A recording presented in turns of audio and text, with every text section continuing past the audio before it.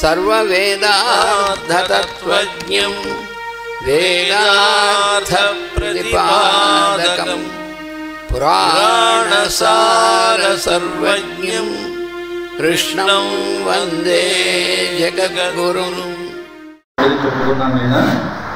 మైత్రేయుడు ప్రయాగ సమీపమున గంగా తీరమున పర్ణకుటీరమును నిర్మించుకొని బ్రాహ్మీమయుడై విదురుని రాకను సంకల్పించెను. విదురుడు సూతాశ్రమమున యాగదర్శనము చేసిన వెనుక సకల పుణ్యతీర్థములను పాదచారి సేవించుకుంటెను. మైత్రేయుడేమో ప్రయాగలో ఉండి ప్రయాగ సమీపంలో గంగా తీరంలో పర్ణకుటీరం నిర్మించుకొని అక్కడికి విదురుని రాకను సంకల్పించాట. ఎందుకంటే విదురుడికి కూడా నేను చెప్పినటువంటి సందేశాన్ని అందజేయండి అని ఆయన చెప్పాడు కనుక విదురుడు అన్ని పుణ్యతీర్థాలని పాదచారి సేవిస్తూ ఆ సమయంలో వ్యాసదర్శనం చేసుకున్నట్ట సూతాశ్రమంలో. అక్కడి నుంచి అతడు ఇది అనేటువంటి ప్రయాణం ప్రత్యేకంగా అనుకున్నది కాకుండా ద్వారక సమీప అరణ్యాల్లో ఉన్నట్ట. అక్కడ ఉన్నాడని నేను గ్రహించాట.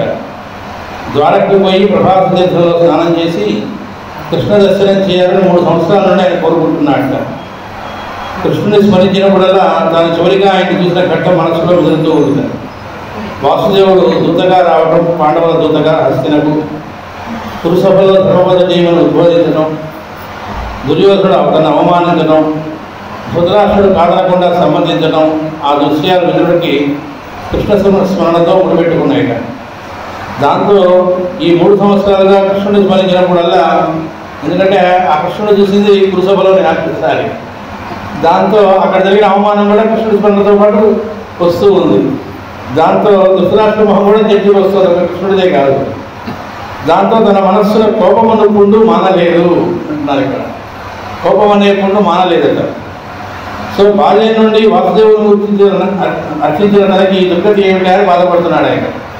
ఎప్పుడు చిన్నప్పటి నుంచి వాసుదేవుడిని అర్పించిన తనకు ఈ రోజున వాసుదేవుడిని స్మరిస్తే వాసుదేవుడితో పాటు ధృతరాష్ట్రుడు కూడా గుర్తుకు రావడం, ఈ దుర్గతి ఏమిటి?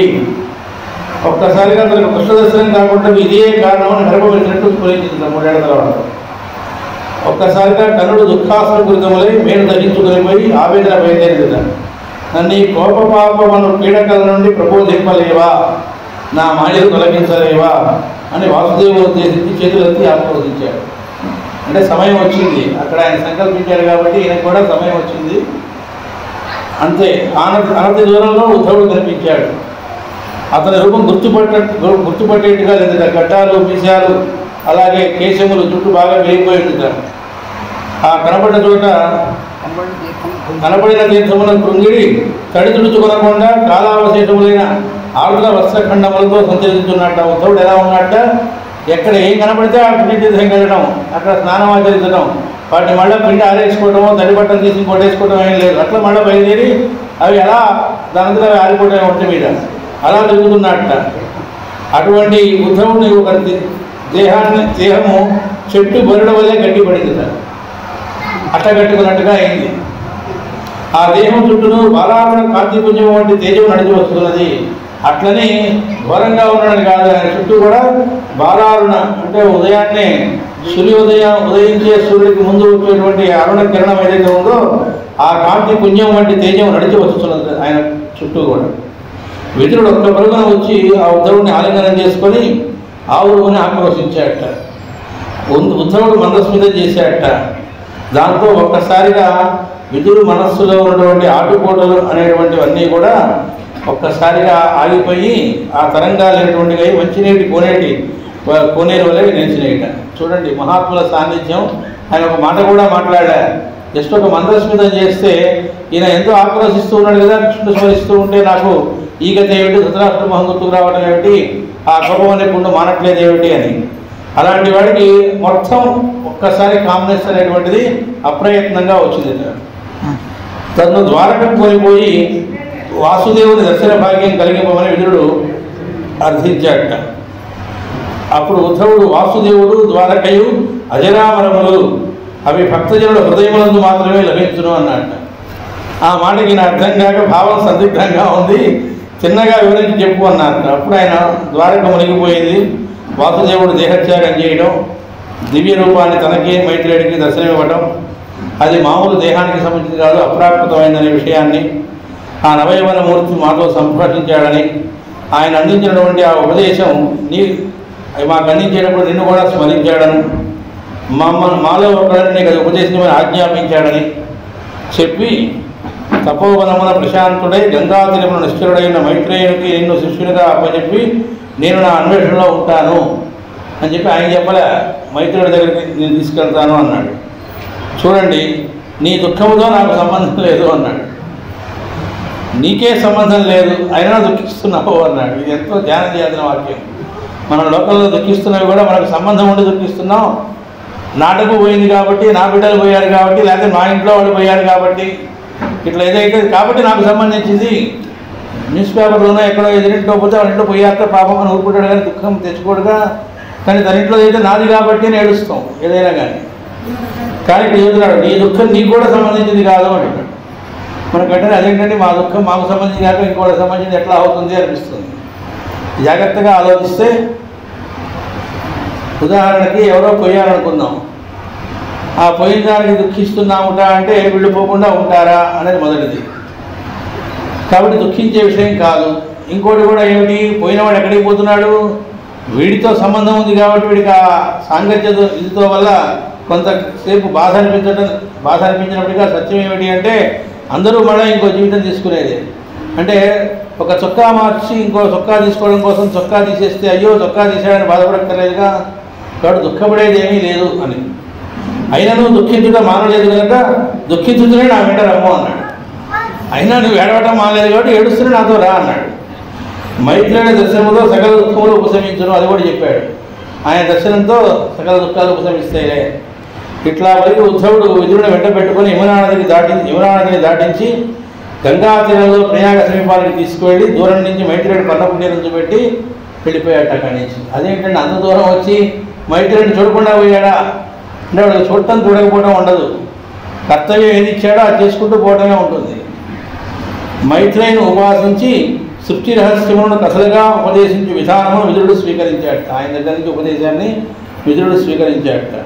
క్షీరాబ్జీను నారాయణమయ తారకావ్యూహం మొదలు మన భూగోళవాసుల వరకు సృష్టి యందు వర్తించు కాలమానాలు అనుక్రమణికలు వారిని అందించు పరమ భాగవతోత్తముల జీవిత వైభవములు వెన్నతో వలె సులువుగా స్వీకరించను. ఇవన్నీ మనకు భాగవతంలో వస్తాయి. ఇప్పుడు తర్వాతి స్కంధాలు ఉదాహరణకి మనకి ధ్రువ చరిత్రం ఉంది, అది విదుర మైత్రేయ సంవాదంలో వచ్చింది. అలాగే ఇంకో పక్కన తల్లికి బోధిస్తాడు కపిల దేవహూతి సంవాదం, అది కూడా విదుర మైత్రేయ సంవాదం. ఇట్లా అనేక రకాలైనటువంటివన్నీ కూడా దానిలో నుంచే వచ్చింది. బ్రహ్మ ప్రజాపతులు త్రిమూర్తులు మొదలుకొని మన భూమిని పరిపాలించున్న ప్రభువులకు ధ్రువుడు పృథు చక్రవర్తి గ్రహరాజులు మనకు వారి వృత్తాంతములను కూడా సహరస్యముగా మైత్రేయుడు విదురులకు ప్రసాదించను. జీవుడు తాను కూడా అందుకు భాగముగా తెలిసి వర్తించుటకు కావలసిన భక్తి యోగము నారాయణుడు హరి అను పేర వాసుదేవుడే దిగవచ్చు విధానమును కూడా ఉపదేశించను. మనకు మాస్టర్ గారు కూడా మనకు 3వ భాగంలో వస్తుంది, భాగవత ప్రకాశంలో. ఇప్పుడు చదువుకుంటాం 2వ భాగం తర్వాత దానిలో మొత్తం ఈ సృష్టి ఎక్కడి నుంచి ఎట్లా వచ్చింది, మొత్తం వ్యూహం ఏమిటి అంతా వర్ణిస్తారు. దీన్ని బయట చాలామంది లోకంలో భాగవతం చెప్పేటప్పుడు భక్తుల కథలు చెప్పుకుంటూ, అంటే సప్తాహం మన టైప్లో కాకుండా మామూలుగా సప్తాహం అన్నప్పుడు కొన్ని ముఖ్య కథలు తీసుకొని 12 స్కంధాలని కంప్లీట్ చేసుకోవడం అని పెట్టుకున్న వాళ్ళు కూడా పొరపాటున కూడా ఆ టాపిక్స్ని పక్కన పెట్టేస్తారు.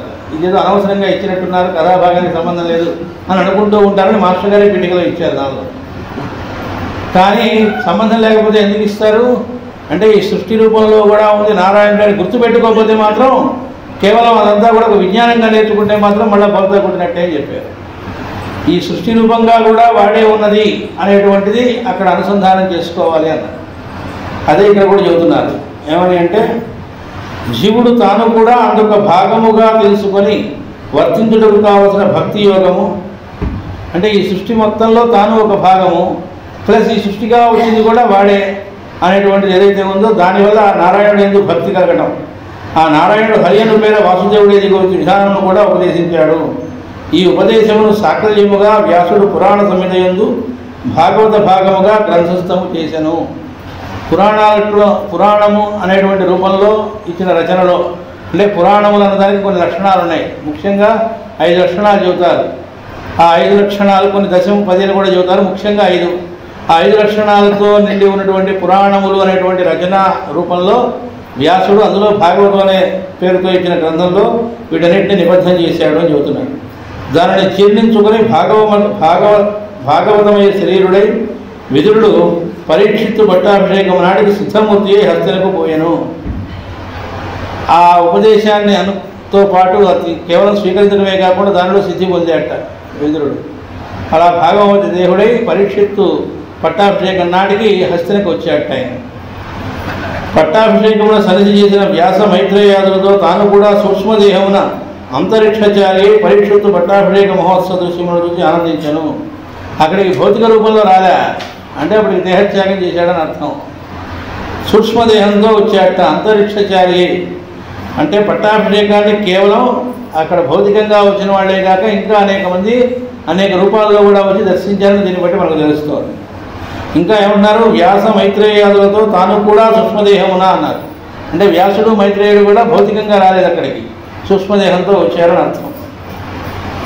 కలి కల్మష దమనమునకై తానును శిష్యులను స్వీకరించి ఉద్బోధించి లోకనీతికిని మోక్షధర్మములకును ఆచార్యుడై మెలగుచు పరీక్షిత్ పరిపాలనమును పౌరుల ముఖమున సుగమము చేయ సంకల్పించి మైత్రేయుని ఆశీర్వాదము పొందెను.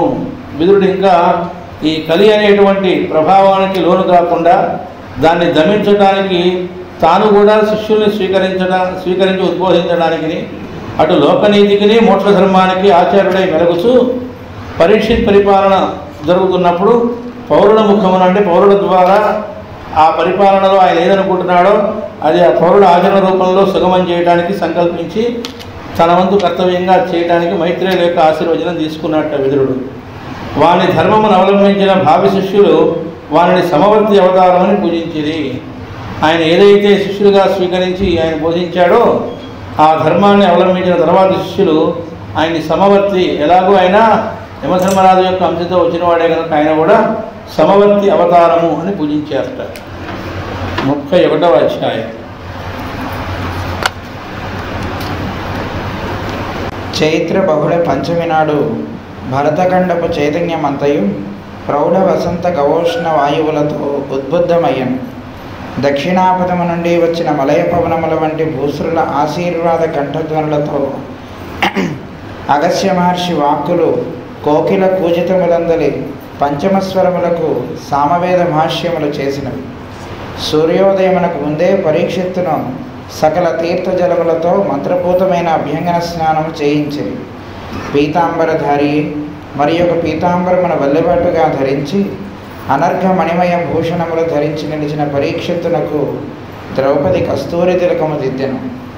కన్నులకు కాటుక పెట్టి అలంకరణము పూర్తి అయిన వెనుక శ్రీకృష్ణుని చిత్రపటము పక్కన నిలబెట్టి ఆమె అతని మూర్తిని కృష్ణుని మూర్తిని మరల మరల చూచి తృప్తితో మందహాసము చేశాను.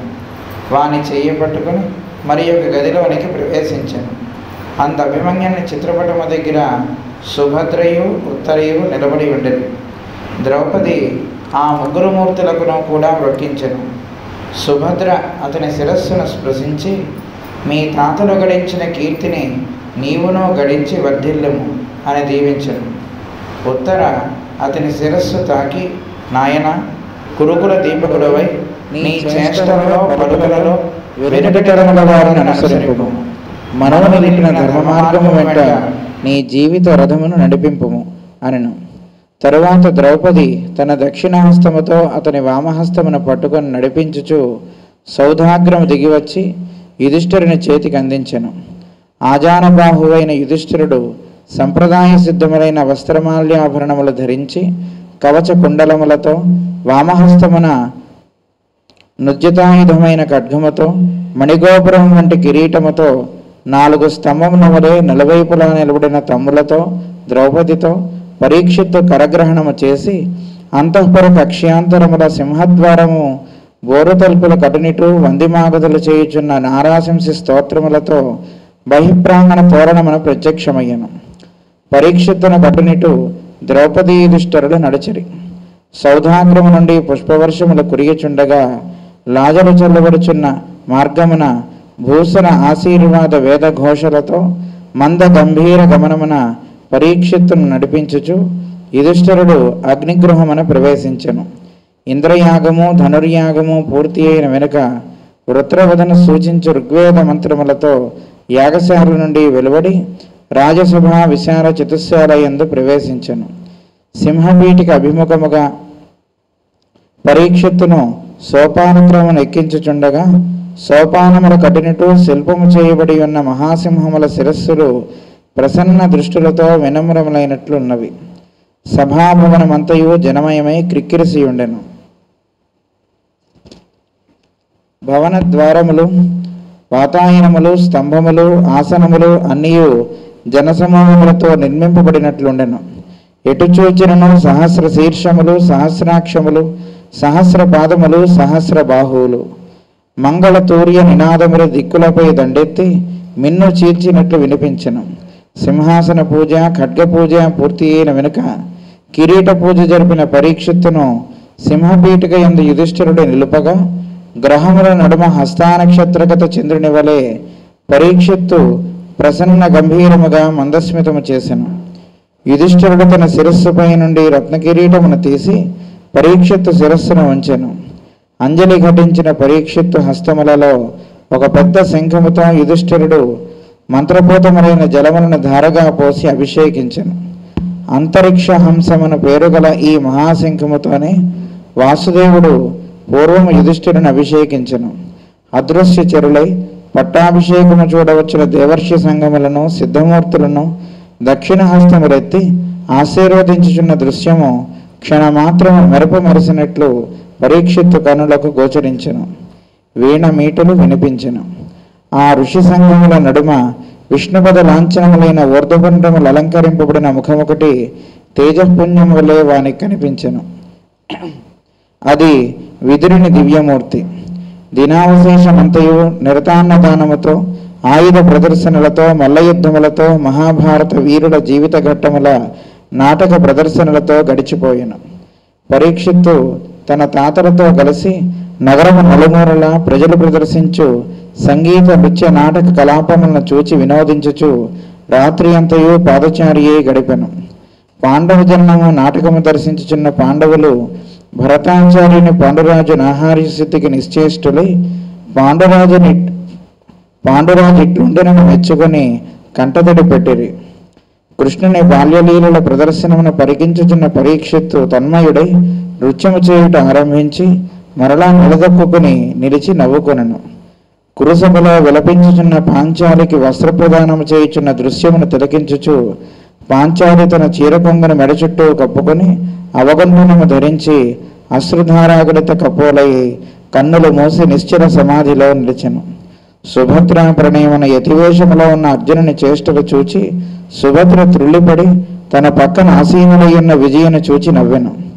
అర్జునుడు, అది నటచాతుర్యము, భయపడకము, నేటి నా వయస్సు వేరు కదా అనెను. సుభద్ర, మీరును నాట్యాచార్యులే కదా, ఆహార్య స్థితులకు వయస్సుతో నిమిత్తము లేదు అని పలికి మరలా నాటకం చూచుచుండెను.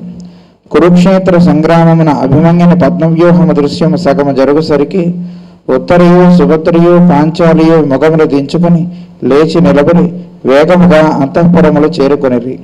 నిశ్చరుడై దృశ్యమంతయు చూచిన పరీక్షిత్తు, ఇది ధర్మాధర్మముల యుద్ధమే గాని దేహధారుల యుద్ధము కాదు అనెను. వెంటనే అర్జునుడు, ఎట్టివాడైనను విధిని ఎదిరింపలేడని తెలుపునట్టు దృశ్యమిది తండ్రి అనెను.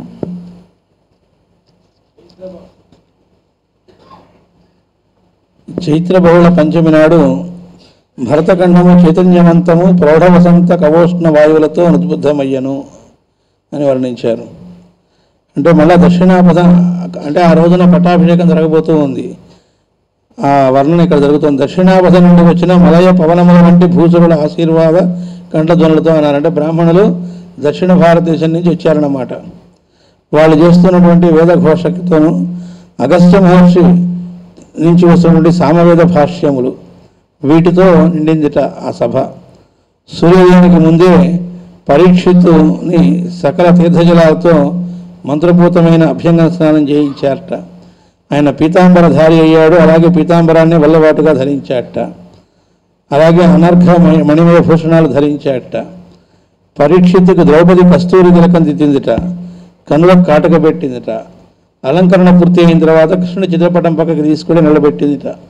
అటు కృష్ణుడి మూర్తిని పరీక్షిత్తుని మరల చూసి తృప్తిగా మందహాసం చేసిందిట. అంటే ఎక్కడ తేడా లేకుండా ఇతను మళ్ళా ఈయనే కృష్ణుడా అనే హావభావాలతో సహా అంతగా అభేదం సాధించాడు అని అర్థం. వాని చేయి పట్టుకుని మరి ఒక గదిలోనికి ప్రవేశించింది. అందు అభిమన్యు చిత్రపటం దగ్గర అప్పటికే సుభద్ర ఉత్తరలు ఉన్నారట నిలబడి. ద్రౌపది ఆ సుభద్ర ఉత్తర ముగ్గురు కూడా ఆ పరీక్షితు చేత ఆ అభిమన్యుడి మూర్తికి మ్రొక్కించారట. సుభద్ర అతన్ని స్పృశించి అతని శిరస్సును స్పృశించి మీ తాతలు గడించిన కీర్తిని నీవు గడించి వర్ధిల్లుము అని దీవించిందిట. ఉత్తర అతని శిరస్సు తాకి నాయన కురుకుల దీపకుడవై నీ చేష్టలలో పలుకులలో వెనకటి తరముల వారిని అనుసరింపము అని చెప్పింది. మనువు నిలిపిన ధర్మ మార్గం వెంట నీ జీవిత రసమును నడిపింపము అనను. తర్వాత ద్రౌపది తన కుడి చేత్తో అతని ఎడమ చేతి తీసుకొని సౌధాగ్రం దిగి వచ్చి యుధిష్ఠిరుని చేతికి అందించిందిట. ఆజానుభావుడైన యుధిష్ఠిరుడు సంప్రదాయ సిద్ధమైన వస్త్రమాల్యాలతోనూ కవచ కుండలాలతోనూ అంతేకాకుండా ఖడ్గం ధరించి కుడి చేత్తో ఇంకో పక్కన కిరీటంతోనూ ఉన్నట్ట. ఆయన చుట్టూ 4 స్తంభాల్లాగా మిగతా 9 సోదరులు ఉన్నారట. ద్రౌపదితో పరీక్షిత్తు కరగ్రహణము చేసి అంతఃపుర కక్షాంతరముల సింహద్వారముల బోరు తలుపుల కటునిటు వందిమాగదులు చేతున్న నారాశంసీ స్తోత్రములతో బహిప్రాంగణ తోరణమును ప్రత్యక్షమయ్యను. అంటే బయటకు ఆయన ఎంటర్ అయ్యేటప్పటికీ వాళ్ళతో కలిసి ద్రౌపది అలా ఆయన చేయి పట్టుకొని పరీక్షిత్తు తీసుకొని వచ్చింది. పక్కనే ధర్మరాజు మిగతా సోదరులు అందరూ బయటికి వస్తూ ఉన్నప్పుడు వందిమాగదులు స్తోత్రాలు చేస్తున్నారు నారాశంసి అని. నేను ఉదయం మన భాగవతంలో చదువుకున్నాం నిన్న. నారాశంసి స్తోత్రములు అన్నప్పుడు నరుడి రూపంలో ఉన్న దేవతా సిద్ధి కలిగినటువంటి పరీక్షిత్తుని కూడా స్తోత్రం చేశారు దానిలో అని. కాబట్టి అది పరీక్షిత్తుకు సంబంధించిన స్తోత్రములే. మామూలుగా వందిమాగదులు అనేటువంటి వాళ్ళు ఏం చేస్తూ ఉంటారంటే ఆ రాజు ఎలాంటి వాడైనా వాడు పనికిమాలిన వాడైనా వాడిని చాలా మునగాడిని కీర్తిస్తూ ఉండడం అనేది ఉద్యోగాలను పెట్టుకుంటారు. వాడు అలా పాడుతూ ఉంటారు. కానీ ఇక్కడ అలా కాదు. నిజంగానే పరీక్షిత్తుని ఆ మామూలు వాడుగా కాకుండా ఆయన సాక్షాత్తు మిగతా దేవతల్లాగానే ఆయన దర్శించి ఆయన్ని కీర్తించిన రుక్కులు ఉన్నాయట నారాశంసి అని. అవి చేస్తూ ఉండగా బయటకు వచ్చారట. పరీక్షితునకు అటు ఇటు ద్రౌపది యుధిష్ఠిరుడు నడిచారట. సౌధాగ్రం నుండి పుష్పవర్షం కురిచుండగా పేలాలు చల్లబడుతున్న మార్గమున బ్రాహ్మణులు వేదాశీర్వచన ఘోషలతో మంద గంభీర గమనం చేసి పరీక్షిత్తు నడిపిస్తూ యుధిష్ఠిరుడు అగ్ని గృహమునకు అంటే యాగశాలకు తీసుకెళ్ళాడు. ఇక్కడ ఇంద్రయాగము ధనుర్యాగము పూర్తి అయిన వెనుక వృత్రవసను సూచించే ఋగ్వేద మంత్రములతో యాగశాల నుండి వెలువడి రాజ్యసభ విశాల దృశ్యాల ఎందు ప్రవేశించారట. ఆ సింహాసనానికి అభిముఖంగా పరీక్షిత్తును సోపానక్రమ మెట్ల మీదుగా ఎక్కిస్తూ ఉంటే వాటికి అటు ఇటు చెక్కిన గొప్పగా పెద్ద పెద్ద సింహాల శిరస్సులు ఉన్నాయట. అవి ప్రసన్న దృష్టిలతో పరీక్షిత్తును చూస్తున్నట్టు వినమ్రంగా ఉన్నట్టు అనిపించిందిట. సభాభవనమంతయు జనమయంగా కిక్కిరిసి ఉందిట. భవన ద్వారాలు కానీ వాతాయనాలు కానీ స్తంభాలు కానీ ఆసనములన్నీ జన సమూహంతో నిలబడి ఉన్నాయా అన్నట్లు ఉండను. అంటే ఎటు చూసినా మొత్తం జనమే. సహస్ర శీర్షములు, సహస్రాక్షములు, సహస్ర పాదములు, సహస్ర బాహువులు. మంగళ తుల్య నినాదములు దిక్కులపై దండెత్తి మిన్ను చీల్చినట్లు వినిపించెను. ఆ తర్వాత సింహాసన పూజ, ఖడ్గ పూజ పూర్తి అయిన వెనుక కిరీట పూజ జరిపిన పరీక్షిత్తును సింహపీఠిక యందు యుధిష్ఠిరుడు నిలపగా గ్రహముల నడుమ హస్త నక్షత్రగత చంద్రుని వలె పరీక్షిత్తు ప్రసన్న గంభీరముగా మందస్మితము చేశాను అంటున్నారు. ఇక్కడ ఎస్ట్రలాజికల్గా చెప్పారు మాస్టర్ గారు. తర్వాత యుధిష్ఠిరుడు తన శిరస్సుపై ఉన్న రత్న కిరీటాన్ని తీశాట. తీసి పరీక్షిత్తు శిరస్సును ఉంచాట. అంజలి ఘటించిన పరీక్షిత్తు హస్తములలో ఒక పెద్ద శంఖాన్ని ఉంచి మంత్రపూతమైన జలములను ధారగా పోసి అభిషేకించాట యుధిష్ఠిరుడు. ఆ శంఖం పేరు అంతరిక్ష హంసము అంటారట. ఆ శంఖంతోనే పూర్వం వాసుదేవుడు యుధిష్ఠిరుని అభిషేకించాట. ఇప్పుడు ధర్మరాజు ఆ శంఖంతోనే పరీక్షిత్తును అభిషేకిస్తున్నాడు. అదృశ్యచరులై పట్టాభిషేకం చూడవచ్చిన దేవర్షి బ్రహ్మర్షి సంఘములను సిద్ధమూర్తులను దక్షిణహస్తములెత్తి ఆశీర్వదించున్న దృశ్యము క్షణమాత్రము మెరపు మెరిసినట్లు పరీక్షితుల కనుక గోచరించను. అంటే అదృశ్యంగా అక్కడికి దేవర్షులు అలాగే బ్రహ్మర్షులైనటువంటి వాళ్ళు ఇంకా సిద్ధమూర్తులు వచ్చి తిలకిస్తూ ఉన్నారట. వాళ్ళందరూ అలా కుడి చేయి ఎత్తి ఆశీర్వదిస్తూ ఉన్నారట. అదంతా కూడా క్షణమాత్రం మెరుపు మెరిసినట్టుగా దర్శనం చెందిట పరీక్షిత్తుకి. అలాగే వీణమీటులు వినిపించినయట, అంటే నారద మహర్షి అని. ఆ ఋషి సంఘముల నడుమ విష్ణుపద లాంఛనములైన ఊర్ధ్వపుండ్రములు అలంకరింపబడిన ముఖముకటి తేజపుంజం వలె కనిపించిందిట. వాళ్ళందరి మధ్యలో విష్ణుపద లాంఛనమైన ఊర్ధ్వపుండ్రములకు ధరించినటువంటి ఇంకొక ముఖం తేజపుంజంలాగా కనిపించిందిట. అది విదురుని దివ్యమూర్తి అని చెబుతున్నారు. ఆ రోజుల్లో కూడా నిర్దాన్న దానంతోనూ ఇంకా ఆయుధ ప్రదర్శనలు మల్ల యుద్ధాలతోనూ మహాభారత వీరుల జీవిత ఘట్టాలను ప్రశ్నించే నాటకాలతోనూ గడిచిపోయిందిట. పరీక్షిత్తు తన తాతలతో కలిసి నగరం నలుమూలలా ప్రజలు ప్రదర్శిస్తున్న ఆ సంగీత నృత్య నాటక కలాపాలను చూసి వినోదించాట. రాత్రంతా కూడా నడుచుకుంటూ పాదచారియే గడిపాట. ఓ చోట పాండవ జనన నాటకం దర్శించాట. అందులో పాండవులు భరతాచార్యుని పాండవులు కూడా ఇంతో పాటు ఉన్నారు, వాళ్ళు కూడా దర్శించారు. భరతాచార్యుని పాండురాజు ఆహార్య సిద్ధికి నిశ్చేష్టులై పాండురాజు ఇట్లుండరని మెచ్చుకొని కంట తడిపెట్టారట. వీళ్ళు తండ్రితో గడిపింది పెద్దగా ఏముంది, చిన్నపిల్లలప్పుడే ఆ తండ్రి మరణించాడు కాబట్టి ఎక్కువ గుర్తు కూడా ఉండదు. కానీ అక్కడ ఆ నాటకంలో నటిస్తున్నటువంటి ఆయన యొక్క ఆహార్య స్థితి, అంటే ఆయన హావభావాలు, ఆ జెస్చర్సు, అతనిదంతా చూస్తే వాళ్ళ తండ్రి గుర్తొచ్చాట. ఇట్లాగే మా తండ్రి ఉన్నాడని మెచ్చుకొని అతన్ని కంట తడిపెట్టారట తండ్రి గుర్తొచ్చి. కృష్ణుని బాల్యలీలను ప్రదర్శిస్తున్నారట ఒక చోట. అది చూసి తన్మయుడే పరీక్షితు కాసేపు నృత్యం చేశాట. మళ్ళా నిలదొక్కొని నిలిచి నవ్వుకున్నట్ట. కురుసభలో విలపించుతున్న పాంచాలికి వస్త్రప్రదానం చేస్తున్న దృశ్యాన్ని తిలకించుతూ పాంచాలి తన చీర కొంగును మెడ చుట్టూ కప్పుకొని అవగుంఠనం ధరించి, అంటే తల ఉంచుకొని అశ్రుధారాగలిత కపోలయ్యి కన్నులు మూసి నిశ్చల సమాధిలో నిలిచెను. తనకు జరిగిన అవమాన దృశ్యం అక్కడ కనపడుతూ ఉంటే ఆవిడ అలా కళ్ళు మూసుకొని నిశ్చల సమాధిలోకి నిలిచిందిట. సుభద్రా పరిణయమున యతివేషంలో ఉన్న అర్జునుడి చేష్టలు చూసి సుభద్ర త్రుళ్ళిపడిందిట. తన పక్కన ఆసురుడైన విజయం చూసి నవ్విందిట. అంటే ఆవిడ లీనమైపోయింది. అర్జునుడు అది నటచాతుర్యము, భయపడకము, నేటి నా వయస్సు వేరు కదా అనను. భయపడవాకు, అది నాటకము, నా వయస్సు ఇప్పుడు వేరు కదా అని. ఆవిడ ఊరుకోలేదు. మీరును నాట్యాచార్యులే కదా, మీరు కూడా తక్కువ వాళ్ళ, మీరు కూడా నాట్యాచార్యులే కాబట్టి ఆహార్య సిద్ధులకు వయస్సుతో నిమిత్తం లేదు అని పలికి మరణ నాటకం చూస్తున్నాను. కురుక్షేత్ర సంగ్రామంలో అభిమన్యుడు పద్మవ్యూహ దృశ్యం సగము జరుగుసరికి అక్కడ లేరట. ఉత్తర సుభద్ర పాంచాలి మొగాలు దించుకొని లేచి నిలబడి నేరుగా వేగముగా అంతఃపురానికి చేరుకున్నారట. నిశ్చలుడై దృశ్యమంతయు చూసిన పరీక్షిత్తు మాత్రం ఇది ధర్మాధర్మముల యుద్ధమే కానీ దేహదారుల యుద్ధము కాదు అన్నట్ట. కానీ పక్కనే ఉన్న అర్జునుడు వెంటనే అందుకొని ఎట్టివాడైనను విధిని ఎదిరింపలేడని తెలిపినట్టు దృశ్యం ఇది తండ్రి. మరి అక్కడే ఈయనున్నాడు, కానీ అదే సమయంలో అవతలికి పోవటం, అప్పుడే ఇది జరగటం. అక్కడ కూడా నిజానికి విధి అని ఎందుకన్నాడంటే ధర్మరాజు ఈయన్నేం పంపించలే అభిమన్యుడు నేను వెళతాను అని నిర్ణయం తీసుకున్నాడు. మహాభారతంలో అక్కడ అతను చేసిన పొరపాటు ఏమిటి అంటే వినయం అనేటువంటి దానిలో కొంత పొరపాటు జరిగిందని చెప్పారు మాస్టర్ గారు. ఏమిటంటే ధర్మరాజు అనుమతి తీసుకొని వెళ్ళాలి, కానీ ధర్మరాజు అనుమతి తీసుకోవాలి, తన నిర్ణయం చెప్పేశాడు నేను వెళుతున్నాను అని.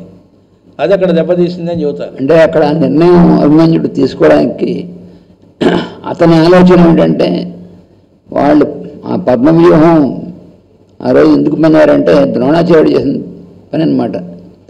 అది ఎందుకంటే ఒక అర్జునుడిని దూరంగా తీసుకుపోతే పద్మవ్యూహం పొందుతాను, ఆ పద్మవ్యూహంలో రాగలిగినటువంటి అర్జునుడు తప్ప ఇంకెవరు లేరు.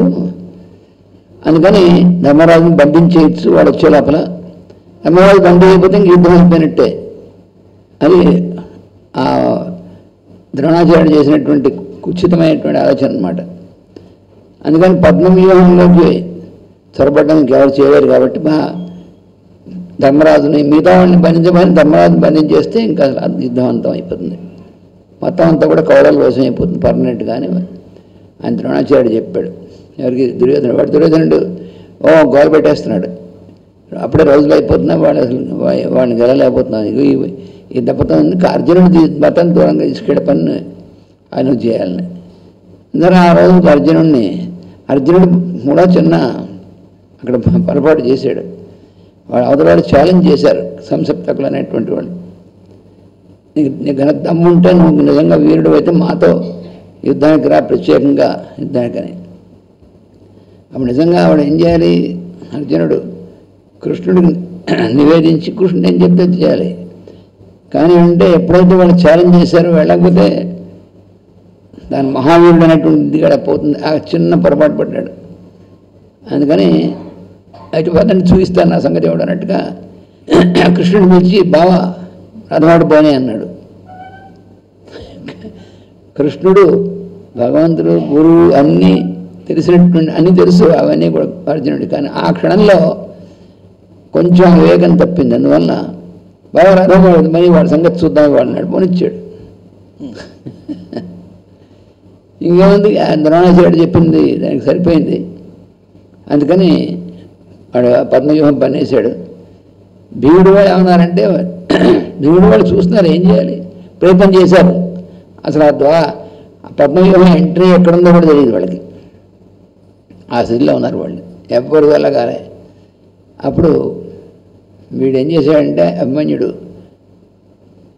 పెద్దనాన్నగారి దగ్గరికి వెళ్ళి నేను చెప్పాలంటే పెద్దనాన్నగారు ఈ ఇందులో వెళ్ళగలిగేటువంటిది నాకు తెలిసినటువంటిది, అందుకని మీరు కనుక ఆశీర్వదించి పంపిస్తే నేను ప్రయత్నం చేస్తాను అనేటువంటి దగ్గర ఉంటే మాత్రం ఏమై ఉంటుంది మరి.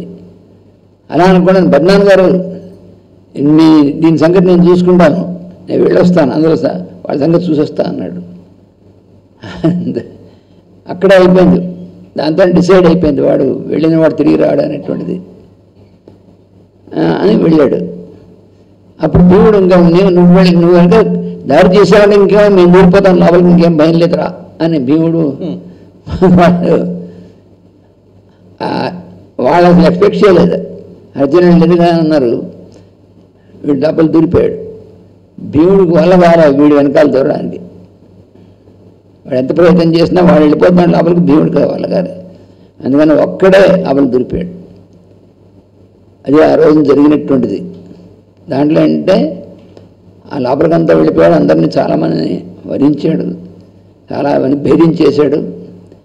ఇంకప్పుడు దుర్యోధనుడు వాళ్ళందరూ కర్ణుడు వీళ్ళందరూ మనం అనుకుని సాగలేదు. వీడు కనుక వీడికి ఇలా విద్యేశ్వరుడు ఉంటే మాత్రం వాడు మొత్తం మనందరం కూడా పోతాం, వాడి ద్వారానే కష్టం చాలాను. అందుకని మనం ఏం చేయాలంటే అందరం కలిసి వాడి చుట్టూ చేరి వాడి ఆయుధాలను ఒకడు వాడు దేవుడు వాడి పొరబల కొట్టి వాడు అలాగా అధర్మం అయితే అయింది అలా యుద్ధం చేయాలని చెప్పి వాడిని తీర్మానం చేసుకుని అందరూ కలిసి అలాగా చుట్టుముట్టి వాడి విల్లుని వాడి ఖడ్గాని వాడి ఆయుధాలని అన్ని చేసి వాడి మీద చేస్తారు. అప్పటికి కూడా వాడు చాలా భయంకరమైన యుద్ధం చేశాడు. కానీ చివరికి వాడిని వెనక నుంచి బుర్ర మీద కొట్టి కర్ణుడు పడేసాడు వాడిని. అది జరిగింది. అందుకని అది ధర్మానికి అధర్మానికి జరిగినటువంటి యుద్ధం అని పరీక్షిత్తు ఇక్కడ చేశాడు.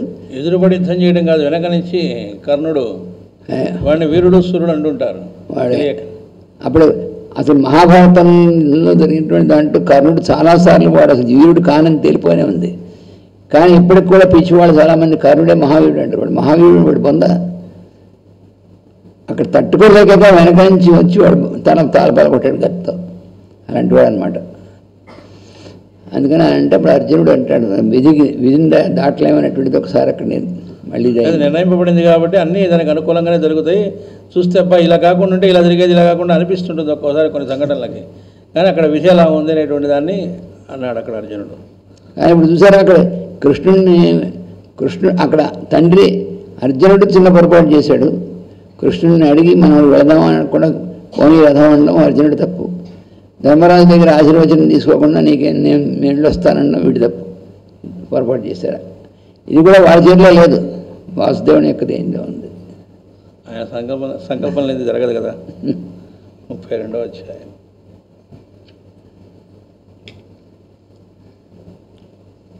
భౌతిక దేహబద్ధ జీవితము నరులకు ఒక నాటక రంగం వంటిది.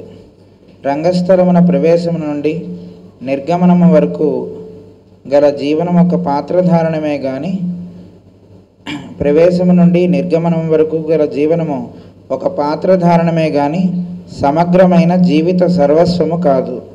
అందు వాంగ్మయబద్ధమైన అభినయబద్ధమైన ప్రదర్శనమే ఇముడగలదు గాని పరమార్థము ఇముడదు. ఆ పరమార్థము ఎన్నడూనూ వ్యక్తముగాక వ్యంగ్యముగా తెరవనుక నుండును. ఇందున్న సంబంధములు కథాకల్పితములే గాని మనవి కావు. అవి తాను నిర్వహింపవలసిన కర్తవ్య శకలముల మాత్రమే అని తెలియక సొంత పనులనుకొని నరుడు కొట్టుమిట్టాడుచుండగా కాలమును తెర ఎట్లు వైదొలగునో అట్లే మూసుకొనును. రంగముపై ఎట్టి పరాక్రమం ప్రదర్శించినను, ఎంత ఉప్పొంగి విజృంభించినను అది కథాంశముల వశమున ఉండునే గాని వ్యక్తుల వశమున ఉండదు. ఎంతటి ప్రేమను వర్షింపజేసి సంతోషపెట్టినను అది కథాగతమైన పాత్రలలో ఇంకిపోవునే గాని పాత్రధారుడు స్వీకరించుటకు వలను పడదు.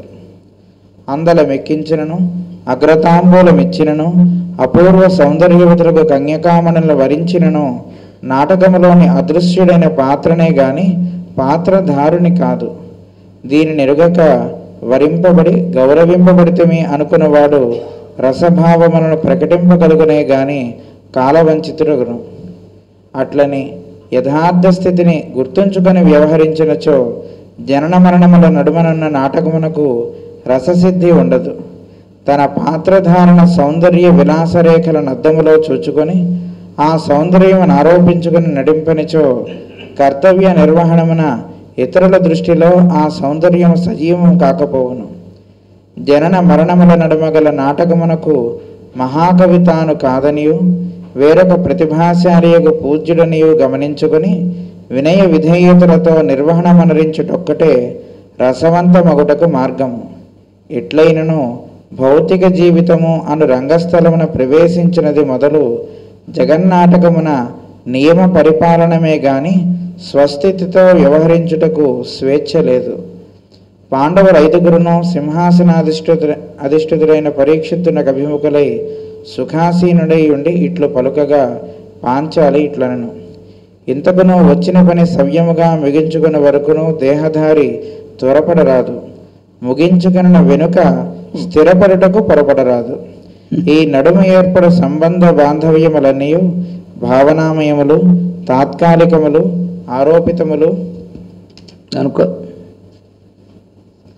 ఆరోపితములు గనుక వానికై వ్యామోహపడరాదు.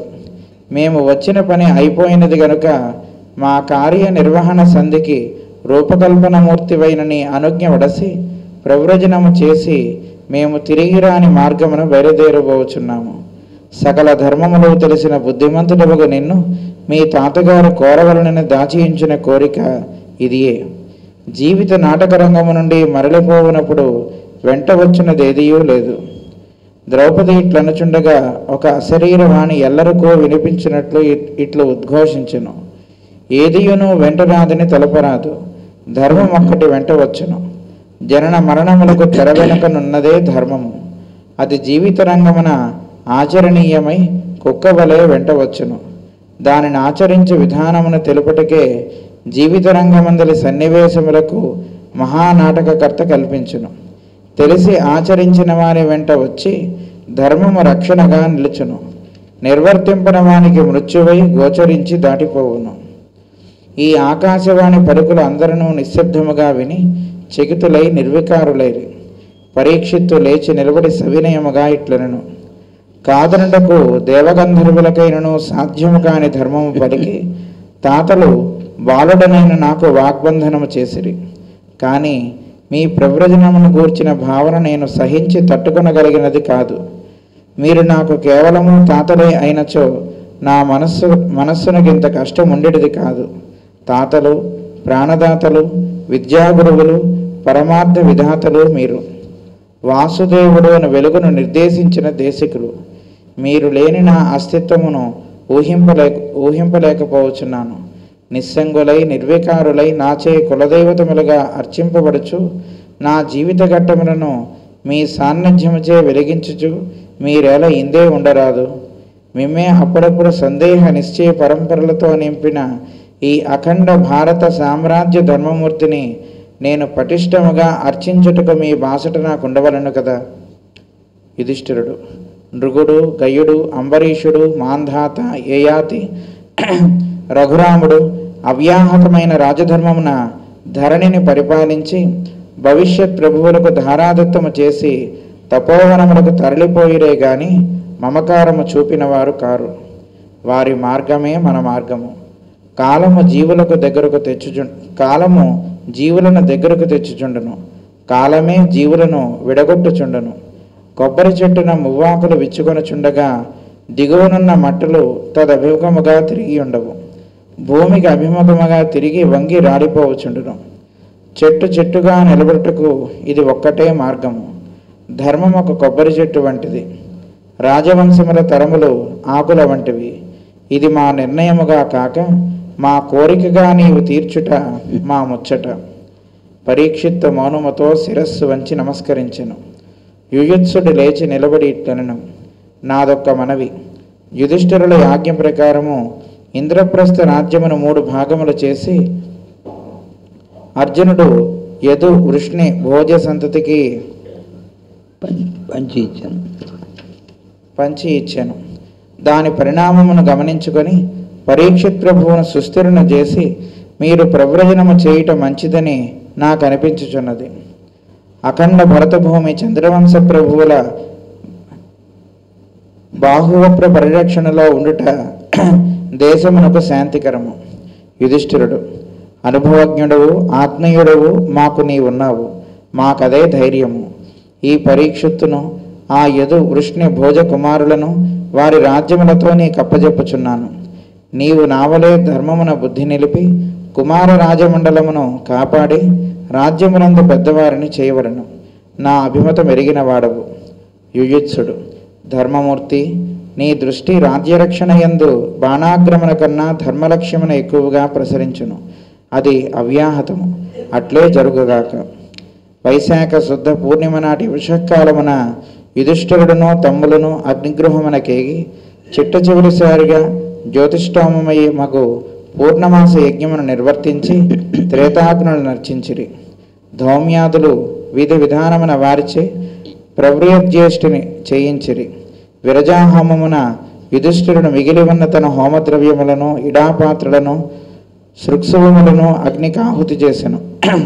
యజ్ఞము పూర్తియగుసరికి వేల కొలది విప్రులు అగ్నిగృహమును ప్రవేశించి ఉండేరి. పరీక్షిత్తును పిలిచి యుధిష్ఠిరుడు వానిచే దశదానములను చేయించి భూరి సువర్ణ దక్షిణను ఇప్పించెను. పాండవులు 5గురును ద్రౌపదియు తమ దేహములపై గల ఆభరణములను నిశ్శేషముగా తొలగించి బ్రాహ్మణోత్తములకు సమర్పణ చేసిరి. వల్కలములు ధరించి కేశవేశములను ఊర్ధ్వముగా బంధించి ఉత్తర ద్వారము లోపల నిలబడి ఉండగా పరీక్షిత్తు, సుభద్ర ఉత్తర వచ్చి వారికి నమస్కరించిరి. అర్జునుడు సుభద్రతో ఇట్టెనెను: నీవీ పరీక్షిత్ చక్రవర్తి రక్షణలో నిశ్చింతగా జీవితావశేషము గడుపుము. నీకు నీ ఉత్తర, ఈ పరీక్షిత్తు ఈ లోకమున బాంధవులు. ఇట్లు పలికి ధర్మజుని వైపు చూచెను. ధర్మజుడు ద్వారము దాటి బయలుదేరును. అతని వెనుక భీమార్జున, నకుల, సహదేవులు, ద్రౌపదియు వరుసగా నడుచుచుండిరి.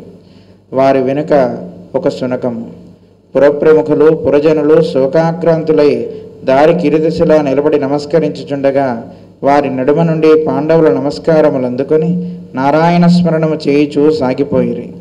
వారి వెంట పరీక్షిత్తు చాలా దూరము చేతులు కట్టుకొని వినమ్రుడై నడుమునకు ఉత్తరీయము బిగించి నగరసీమల సరిహద్దుల దాకా నడిచెను. హద్దులు దాటిపోరాదని అతనిని నిలిపి ధౌమ్యుడు పరివారముతో వెనుక కొనిపోయాను. పాండవుల మౌనమూర్తులై పూర్వాభిముఖముగా నడిచిపోయి భరతభూమికి ప్రదక్షిణయాత్రగా పెద్దలు పోయిన మార్గమును అనుసరించిరి. వారు కనుచూపు మేర దాటిపో వరకు పురజనులు రెప్పవేయక చూచుచుండిరి. ఈ చాప్టర్లో స్టార్టింగే ఈ దేహాన్ని వదిలిపెట్టి వెళ్ళడం అనే దాన్ని ఈ పాండవులు ఒక్కొక్కళ్ళు ఎలా దర్శించారనేటువంటిది ఇక్కడ ఒక్కొక్కళ్ళది ఒక్కొక్క చిన్న చిన్న పారాగ్రాఫులుగా ఇచ్చారు. అందులో మొట్టమొదట భౌతిక దేహబద్ధ జీవితము నరులకు ఒక నాటక రంగం వంటిది, నాటకం లాంటిది అంటున్నారు. రంగస్థలంలో ప్రవేశించడం మళ్ళా దాన్ని నిర్గమించడం వరకు ఉన్నది ఏదైతే ఉందో అది అలాంటి జీవితం ఒక పాత్రధారణమే కానీ సమగ్ర జీవిత సర్వస్వం కాదు ఇది. ఎందుకంటే ఇది వాంగ్మయ బద్ధమైన అభినయ ప్రదర్శనమే ఇమడగలదు కానీ పరమార్థము ఇమడదు. అంటే ఇందులో ఊరికనే ఇన్సిడెంట్స్ వీటితో కూడి ఉంటుంది కానీ పరమార్థం అనేటువంటిది దీనిలో డైరెక్ట్గా తెలియదు. ఎప్పుడూ వ్యక్తం కాక వ్యంగ్యంగా తెర వెనక ఉంటుంది. ఇందున్న సంబంధములు కథాకల్పితములే కానీ మనవి కావు. అంటే ఇందులో మనకు ఏర్పడే సంబంధాలు, బాంధవ్యాలు, రకరకాల చుట్టరికాలు కానీ ఇవన్నీ కూడా కల్పితాలే కానీ మనవి కావు. అవి తాను నిర్వహింపవలసిన కర్తవ్య శకలములు మాత్రమే అని తెలియక సొంత పనులకు నరుడు కొట్టుమిట్టాడుతుండగా కాలమును తెర ఎట్లు వెదులుగునో అట్లే మూసుకొనును. అంటే ఈ నాటక రంగంలో పాత్రధారులుగా ఉండేటువంటి వాళ్ళు, ఉదాహరణకి వాడు పసిపిల్లవాడు ఉన్నాడు, పెద్దవాడు అవుతాడు. పెద్దవాడు అయిన తర్వాత వాడికి పెళ్ళి అవుతుంది. పెళ్ళైన తర్వాత నా భార్య లేదా నా భర్త, నిజంగా ఎక్స్రే తీస్తే భార్యనో భర్తనో రాదు కదా, ఆరోపించుకున్నదే కదా. అంటే అది కల్పితమే, ఆరోపించుకోబడ్డదే. దాంతో అలా ఆరోపించుకున్నవే అన్ని బాంధవ్యాలు కూడా.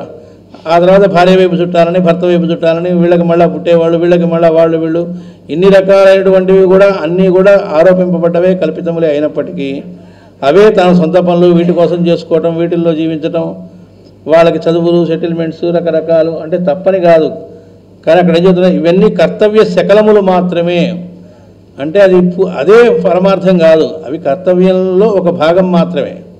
అవన్నీ చేస్తూనే అవి ఎట్లా చేయాలి అంటే, ఇది మన నాటకంలో పాత్రధారులు, మన కర్తవ్యం. ఒక నాటకంలో పాత్రధారి ఎట్లయితే నటిస్తాడో, నటించడం అంటే ఇక్కడ కపటంతో ఉండమని కాదు, అలా గుర్తుపెట్టుకొని వాళ్ళ ఎడల తను చేయాల్సిన కర్తవ్యం చేస్తూ లోపల మాత్రం ఇది భగవద్ ఆరాధనగా, బిడ్డలనైతే ఈ రూపంలో పరమాత్మే నాకు బిడ్డగా వచ్చాడని, లేకపోతే ఈ భార్య రూపంలో కూడా నాకు సహచర్యం వస్తుంది కూడా భగవంతుడు నాకు ట్రైనింగ్కి ఏర్పాటు చేసినటువంటిది, ఇన్ని రూపాల్లోనూ ఉంది పరమాత్మే అని ఇట్లాంటి భావంతో లోపల ఉండి బయటికి మాత్రము తన కర్తవ్యంగా వాళ్ళ ఎడల ఏం చేయాలో అది చేస్తుండడం అనేది చెయ్యాలి. ఇదంతా కూడా కర్తవ్యం. పోనీ ఈ కర్తవ్యాలు చేయడం కూడా కర్తవ్య శకలములు అన్నారు, అవి పార్ట్సే అని చెప్పారు. పూర్తి కాదు, సమగ్రము కాదు ఇది. అది తెలియక సొంత పనులకు నరుడు కుట్టుమిట్టాడుతూ ఉంటాడట. ఈ లోపల ఆ తెర అంతకుముందు ఎలా కర్టెన్ రైజ్ అయిందో కర్టెన్ మూసుకుపోతుందట. అంటే ఎలా జననం వచ్చిందో అలా ఉన్నటువంటి రోజున చక్కని మరణం వచ్చేస్తుంది. మరణం వచ్చిన తర్వాత అప్పటిదాకా ఉన్న సంబంధ బాంధవ్యాలన్నీ ఏమిటి, ఆ తర్వాత ఏమీ లేదు, అక్కడికి మళ్ళీ నెక్స్ట్ బర్త్, అక్కడ మళ్ళీ కొత్త చుట్టరికాలు, కొత్త బంధుత్వాలు, వీళ్ళకి వాళ్ళకి ఏం సంబంధం లేదు. కాబట్టి అట్లాంటిది ఈ జీవిత నాటక రంగం. కానీ ఇది తెలియక, ఇది కల్పితము, తాత్కాలికము అని తెలియక ఇదే పరమార్థం అనుకుంటూ జీవిస్తూ ఉంటారు. అది కర్తవ్యం నిర్వహించడం అనేటువంటిది ఒక పార్టే తప్ప అదే పరమార్థం కాదు అనే అభిప్రాయాన్ని పాండవుల్లో ఒకళ్ళు వెలిబుచ్చారు. ఇంకొకళ్ళు రంగముపై ఎట్టి పరాక్రమము ప్రదర్శించినను, ఎంత ఉప్పొంగి విజృంభించినను అది కథాంశముల వశమున ఉండునే కానీ వ్యక్తుల వశమున ఉండదు. నాటకంలో చాలా ఆవేశంగా అక్కడ యుద్ధాలకు సంబంధించినటువంటి సన్నివేశాలు ఎంత విజృంభించి చేస్తున్నా రచయిత రాసిన కథాంశాన్ని బట్టి అది ఉంటుంది కానీ వ్యక్తుల వశంలో ఉండదుగా. అక్కడ వ్యక్తి ఆ సన్నివేశాన్ని బట్టి నటించడం ఉంటుంది, అందులో ఉన్నది సొంతంగా ఇంకేం ఏదో చేయడానికి ఉండదు. అంటే ఎవరు చూతారు, ఒకసారి హిరణ్యకశిపుడు పాత్ర ధరించేటువంటి వాడు నిజంగా లోనై చీల్చేశాడట. కానీ అది ఎక్కడో కానీ మామూలుగా నాటకంలో ఉండేవాడికి తెలుసుగా, అది చీల్చినట్టుగా ఉంటవే కానీ నిజం కాదుగా. వాడి మీద క్రోధం ప్రదర్శిస్తాడు, అది ప్రదర్శించటం, అంతేగాని లోను కావటం కాదు. కాబట్టి ఇక్కడ ఆ కథాంశాన్ని బట్టి ఎంతవరకో అంతవరకే ఉంటుంది. ఎంతటి ప్రేమను వర్షింపజేసి సంతోషపెట్టినది అది కథాగతమైన పాత్రలలో ఇంకిపోవునే కానీ పాత్రధారులు స్వీకరించుటకు వలను పడదు. అంటే అవన్నీ నిజం అనుకొని అదే అని చేద్దాం అనుకుంటే అది అలాగే ఉండదుగా, మధ్యలో కట్ అయిపోతుందిగా. కాబట్టి ఇది శాశ్వతము కాదు అని ఇంకొకళ్ళు అన్నారు. తర్వాత పాండవుల్లోనే ఇంకొకళ్ళు అందలం ఎక్కించినను, అగ్రతాంబూలం ఇచ్చినను, అపూర్వ సౌందర్యవతులకు కన్యాకామణులను వరించినను నాటకంలోని అదృశ్యుడైన పాత్రనే కానీ పాత్రధారునిది కాదు. ఆ నాటకాల్లో మంచి అందమైనటువంటి అమ్మాయితో వీడి పెళ్ళైంది, ఆ నాటకం అయిపోయిందా ఆ అమ్మాయిని భార్యని పళ్ళాలు కొడతారు. అలాగే ఇక్కడ సింహాసనం ఎక్కించారు, నేనే రాజులు అన్నాడు అనుకోండి, దీని నెరుగక వరింపబడి గౌరవింపబడిన అనుకున్నవాడు రసభావములను ప్రకటింపగలుగునే కానీ కాలవంచితులగును. అది ఇన్వాల్వ్ అయ్యి ఒకళ్ళు నటించాడు అనుకోండి, ఆ నాటకం వరకు బాగా అసలు అదే ఒరిజినల్గా అదే తానే అన్నట్టుగా నటించాడరా అని మెప్పిస్తాడే కానీ వాడు కాలవంచితుడు అవుతాడు. అలాగే లోకంలో ఒక్కొక్కడు ఏం చేస్తాడు, నేను ఆఫీసర్ని మమైకం చెందుతాడు. అట్లా ప్రతిదాంతో తను చేసేటువంటి వాటిల్లో మమైకం చెంది అది తానే అని ఎంతో ఇదిగా అయిపోవడం అనేటువంటి దానివల్ల ఏం జరుగుతోంది అంటే వాడు కాలవంచితుడు అని చెబుతున్నారు. ఏడుస్తాడు వాడు. టక్కని కట్ చేసిన తర్వాత బయటకు వచ్చాక అరే నన్ను అందులో నటించమని ఇస్తే నేను ఇన్వాల్వ్ అయ్యానే, ఇది టెంపరీనే కదా, ఇందులో ఆ వంకతో నాకు ఈ భూమి మీద నేను ఇంకేదో పరమార్థం ఏం సాధించుకోవాలో దానికి ఇది ఇస్తే పరమార్థాన్ని వదిలిపెట్టి దీనిలో ఉన్నానే అనేటువంటిది తెలుసుకునేటప్పటికీ అయిపోయింది బర్త్ అని ఒకళ్ళు అన్నారు. అంటే ఒకదాన్ని ఒకళ్ళొకళ్ళు స్టెప్ బై స్టెప్ దాని గురించి చెప్పుకుంటూ వస్తున్నారు పాండవుల్లో. అట్లని యథార్థ స్థితి నెరిగి గుర్తుంచుకొని వ్యవహరించినతో జరణ మరణమును నడమును నాటకమునకు రసస్థితి ఉండదు. కాబట్టి ఇది జస్ట్ నటన అని గుర్తుపెట్టుకొని కనుక మనం కనుక చేస్తామనుకోండి ప్రతిదీ, అంటే భగవద్ అనుభూతితో కాకుండా మామూలుగా ఇది నేను పాత్రధారి లాంటి వాడిని అని అంటి ముట్టనట్టుగా ఉన్నట్టుగా చేస్తున్నాను అనుకోండి, రససిద్ధి ఉండదట. అప్పుడు ఎట్లా ఉంటుంది, అలాంటి జీవితం గడుపుతుంటే అది బాగుండదు.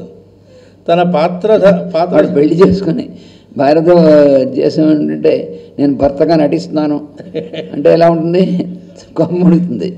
వాడు భర్తగానే ఉండాలి, వాడు భార్యగానే ఉండాలి, కానీ తాను ఎవరో ఎంతవరకు అయినటువంటి గుర్తుండాలి పిల్లలతో. కానీ నటిస్తున్నాను అడగడని అనుకున్నాను అనుకోండి, ఇంక వాడి జీవితం అంతా యూస్లెస్, వాడితో ఉన్నటువంటి వాళ్ళకి కూడాను. తన పాత్రధారణ సౌందర్య విలాస రేఖలను అద్దములో చూచుకొని ఆ సౌందర్యమును ఆరోపించుకొని నటింపనిచో కర్తవ్య నిర్వహణమున ఇతరుల దృష్టిలో నా సౌందర్యము సజీవము కాకపోవును. అంటే ఈ పాత్రధారి చక్కటి సౌందర్య విలాస రేఖలను అవన్నీ వేశారు, మేకప్ వేశారు, అద్దంలో చూసుకున్నాడు, ఆ సౌందర్యమును ఆరోపించుకొని నటించాలి. అది తాను నిజంగా అందరి సౌందర్యవంతుడు లాగా. ఒక్కోసారి నాటకంలో వేషం వేసిస్తే వాడు వాంతయ్యేట్టుగా ఉంటాడు. ఆ మేకప్ అవన్నీ వేసి రకరకాలుగా వేస్తారు. వేసిన తర్వాత అతన్ని పాత్రధారి నటించు అంటే దాన్ని ఆరోపించుకొని చేయాలి. అంటే తనకి ఏది ఇచ్చారో ఒకనొక ఆఫీసర్గా ఇవ్వచ్చు, లేదా ఒకరికి ప్రధానమంత్రిలో ముఖ్యమంత్రిలో ఇంకోటో నీకు ఏదైతే ఇవ్వబడిందో దాన్ని ఆరోపించబడిందో అది కర్తవ్య నిర్వహణ కోసం దాన్ని ఏం చేయాలో అది చక్కగా చేయాలి. కర్తవ్య నిర్వహణ ఇతరుల దృష్టిలో ఆ సౌందర్యము సజీవము కాకపోవును. లేకపోతే కనుక ఆరోపించుకోవడం అది కరెక్ట్గా చేయకపోతే కనుక ఏమవుతుంది అంటే రససిద్ధి కలగదు. నెక్స్ట్ ఇంకొకళ్ళు అంటున్నారు, జనన మరణముల నడుమగల నాటకమునకు మహాకవి తాను కాదనియు వేరొక ప్రతిభాశాలియకు పూజుడనియు గమనించుకొని వినయ విధేయతలతో నిర్వహణ మునరించుటొక్కటే రసవంతమగుటకు మార్గము. ఎందుకు మరి రసవంతం ఎలా అవుతుంది అంటే డైరెక్టర్ మనం కాదు, మనం ఓన్లీ అందులో యాక్ట్ చేయడానికి వచ్చాము. దీని వెనక ప్రతిభాశాలి అయిన పూజుడు ఇంకోటి ఉన్నాడు, వాడు మన చేత ఆధరు కాదు, తాను డైరెక్టర్ కాదు, రెండు కాదు, అది యాక్టర్ అంతే. మనం వినయ విధేయతలతో మనకి ఇవ్వబడ్డ పాత్రని నిర్వహించడం ఒక్కటే రసవంతమగుటకు మార్గము అని ఎట్లయినను భౌతిక జీవితమున రంగస్థలమున ప్రవేశించినది మొదలు జగన్నాటకమున నియమ పరిపాలనమే కానీ స్వస్థితిలో వ్యవహరించుటకు స్వేచ్ఛ లేదు. ఏది ఏమైనప్పటికీ ఈ జగన్నాటకంలో నియమ పరిపాలనమే అంటే మనకి ఇవ్వబడ్డ దాన్ని ఆ రూల్స్ ప్రకారం పాటించడమే చేయటమే తప్ప నేను నా సొంతంగా వ్యవహరిస్తాను అనే స్వేచ్ఛ లేదు. అక్కడ పాత్రధారిగా ఏ డైలాగ్స్ రాశారో అవే చెప్పాలి, అక్కడ ఎట్లా ప్రవర్తించాలని రాసి పెట్టాడో అలాగే ప్రవర్తించాలి. నాకు నచ్చలేదని ఇంకో రకంగా ప్రవర్తించాలి, తీసి పక్కన పెడతారు ఆ పాత్రధారిని. కాబట్టి అక్కడ ఏం చేయాలో అదే చేయాలి, మొత్తానికి స్వేచ్ఛ మాత్రం లేదు ఇక్కడ అని చెప్పి. పాండవులు 5 సింహాసనాశిష్టుడైన పరీక్షిత్తుకు అభిముఖులై సుఖాసీనులై ఉండి ఇట్లు పలుకగా, పాండవులు 5 ఇది పలికారన్నమాట, ఒక్కొక్కళ్ళు ఒక్కొక్కటి. అప్పుడు పాంచాలి ఇట్లనను, ఫైనల్గా పాంచాలి ద్రౌపదీదేవి అంటోంది, ఇంతకును వచ్చిన పని సవ్యముగా ముగించుకుని వరకును దేహధారి త్వరపడరాదు. ఇంతకీ దేనికోసం ఈ భూమి మీదకి పంపబడ్డాడో ఆ పని పూర్తయ్యేదాకా తొందరపడకూడదు దేహధారి, త్వరపడరాదుట. ముగించుకున్న వెనుక స్థిరపడుటకు పొరపడరాదు. ఏ పర్పస్ కోసం వచ్చారో అది కంప్లీట్ అయిన తర్వాత ఇక్కడే ఉండిపోదాం, స్థిరపడిపోదాం అని పొరపడరాదు అంటుంది. ఈ నడుమన ఏర్పడు సంబంధ బాంధవ్యములన్నీ భావనామయములు తాత్కాలికములు. భావం మనం ఆరోపించుకున్న భావము అలాగే తాత్కాలికము. తాత్కాలికం అనడానికి కారణం ఏంటంటే ఏ రోజున కట్టెన పడుతుందిగా. శాశ్వతం ఈమె నా భార్య, శాశ్వతం ఇతనే అని ఎక్కడుంది? కట్టయిపోయిన తర్వాత ఎవరికెవరు? ఆరోపితములు గనక వానికై వ్యామోహపడరాదు. మేము వచ్చిన పని అయిపోయినది గనక మా కార్యనిర్వహణ సంధికి రూపకల్పన మూర్తివైన నీ అనుజ్ఞవడసి ప్రవ్రజనము చేసి మేము తిరిగి రాని మార్గమున బయలుదేరబోతున్నాము. వాడిని ప్రిపేర్ చేస్తున్నారు పరీక్షితుని మెల్లిగా. ఒకేసారి సడన్గా తయారైపోయి మేము వెళ్ళొస్తాం మరి కనిపించమంటే వాడు తట్టుకోలేడు. అందుకని మెల్లిగా అందరూ ప్రిపేర్ చేస్తున్నారు వాడిని.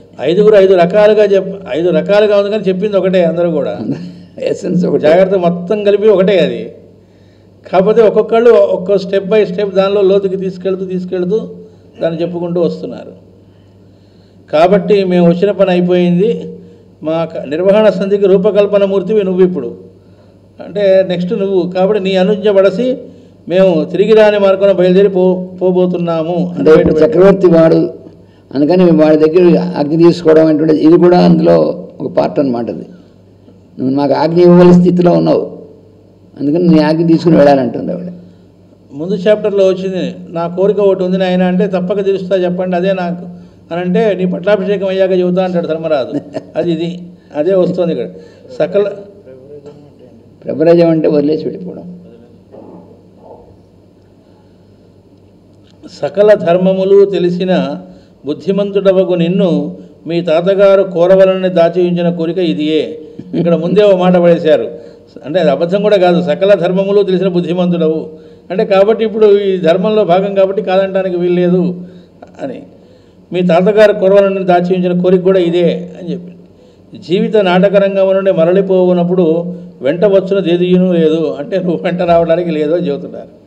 అంటే మా పాత్రలు పూర్తయినాయి, నీది ఇంకా ఉంది అని. ద్రౌపది ఇట్లు అనుచుండగా ఒక అశరీరవాణి ఎల్లరకు వినిపించినట్లు ఇట్లు ఉద్ఘోషించను. అందరికి వినబడేట్టుగా అశరీరవాణి వినపడిందిట. ఏదీను వెంట రాదని తలపరాదు, ధర్మం ఒక్కటి వెంట వచ్చును. జనన మరణములకు తెర వెనకనున్నదే ధర్మము, అది జీవిత రంగమున ఆచరణీయమైన కుక్క వలె వెంట వచ్చును. దానిని ఆచరించు విధానమును తెలుపుటకే జీవిత రంగమందలి సన్నివేశములను మహానాటకకర్త కల్పించును. తెలిసి ఆచరించిన వాని వెంట వచ్చి ధర్మము రక్షణగా నిలుచును. నిర్వర్తింపని వానికి మృత్యువై గోచరించి దాటిపోవును. అంటే ఇప్పటిదాకా వాళ్ళు చెప్పింది నిజంగా కంప్లీట్ అవ్వలే, అసలు కంప్లీట్ ఇప్పుడు అయింది. ఏమని అంటే ఏది వెంటనే అనుకోకూడదు, ధర్మం మాత్రం వస్తుంది. అది తెలుసుకొని ఈ నాటక రంగంలో ఉండేటువంటి సన్నివేశాలను నటించడం కోసమే నాటకకర్త ఈ నాటకాన్ని సృష్టించాడు. అంటే ఈ భౌతిక ఈ జీవితం మనకి ఎందుకు ఇవ్వబడింది అంటే ఆ ధర్మ ప్రవర్తనం అనేటువంటిది ప్రవర్తిల చేయడానికే ఈ సంబంధ బాంధవ్యాలను ఇవన్నీ పెట్టి అసలు పర్పస్ అది అని. కాబట్టి తెలిసి ఆచరించాడా ఆ ధర్మం రక్షణగా వస్తుంట, నిర్వర్తింపలేదా అదే మృత్యువై అతన్ని మీదుగా దాటిపోతుంది అని చెబుతున్నారు. తర్వాత ఏంటనేటువంటిది ఆకాశవాణి పలుకులను అందరూ నిశ్శబ్దంగా విని చకుతులై నిర్వికారులయ్యారట. పరీక్షితు లేచి నిలబడి వినయంగా ఇట్లా అంటున్నట్ట. ఏమంటున్నాడు అనేది రేపు చూస్తాం. వాసుదేవ.